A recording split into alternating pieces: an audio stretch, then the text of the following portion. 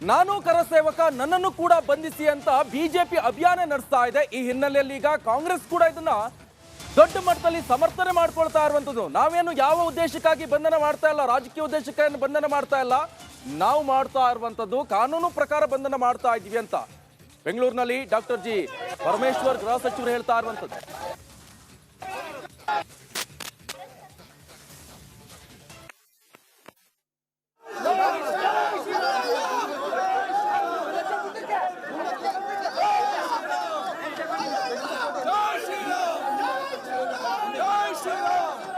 ದೃಶ್ಯಾವಳಿಯನ್ನು ಕೂಡ ನೀವು ನೋಡ್ತಾ ಇರಬಹುದು. ಮಲ್ಲೇಶ್ವರಂ ಠಾಣೆ ಮುಂದೆ ಸುರೇಶ್ ಕುಮಾರ್ ಧರಣಿಯನ್ನ ಕೂತಿದ್ದಾರೆ.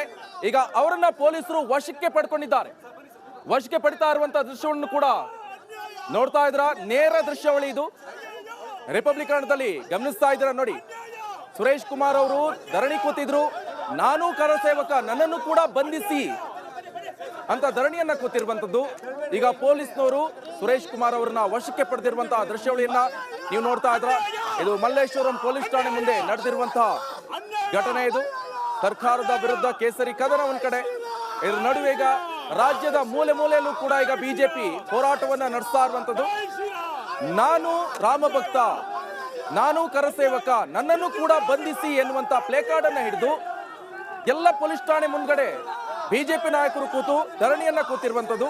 ಅದೇ ತರ ಮಲ್ಲೇಶ್ವರಂ ಪೊಲೀಸ್ ಠಾಣೆ ಮುಂದೆ ಸುರೇಶ್ ಕುಮಾರ್ ಅವರು ಧರಣಿಯನ್ನ ಕುಳಿತಿದ್ರು. ಈಗ ಸುರೇಶ್ ಕುಮಾರ್ ಅವರನ್ನ ಪೊಲೀಸರು ವಶಕ್ಕೆ ಪಡ್ಕೊಂಡಿದ್ದಾರೆ.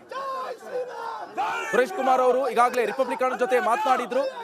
ಕಾಂಗ್ರೆಸ್ ಸರ್ಕಾರ ರಾಜಕೀಯಕ್ಕೋಸ್ಕರ ಮಾಡ್ತಾ ಇದೆ, ರಾಮ ಭಕ್ತರನ್ನ ಬಂಧಿಸುವಂತ ಕೆಲಸ ಆಗ್ತಾ ಇದೆ.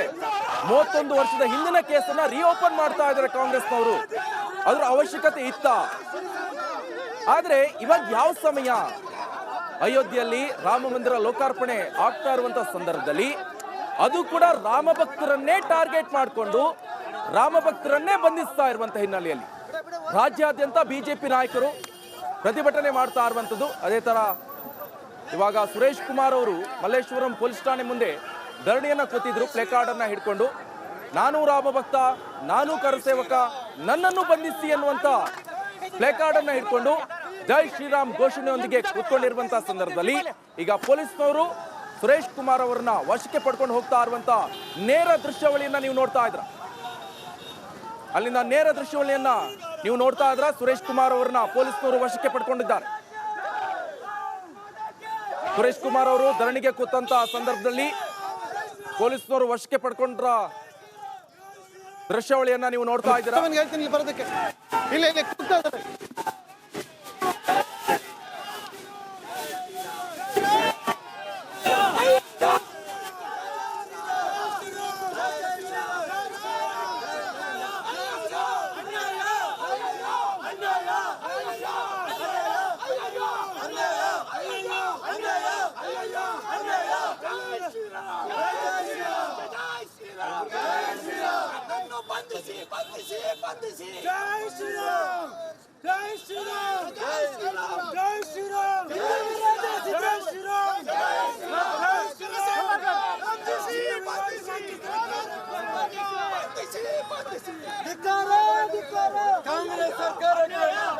ಹಲೋ